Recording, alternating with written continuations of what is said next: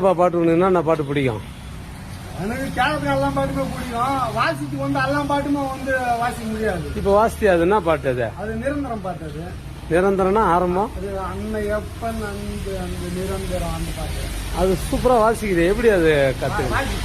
அது எந்த பாடலும் வாசிச்சு நான் கொஞ்சம் கேட்கணும். கரெக்டா கேட்டு அது மைண்ட்ல வச்சுனாக்கா அது கரெக்டா நம்ம அந்த லைன் வந்துடும்.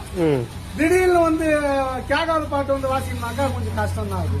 சரி, இப்ப இந்த பாட்டு மறுபடியும் வாசி அம்மைய பண்ண வாசிக்கிறேன்.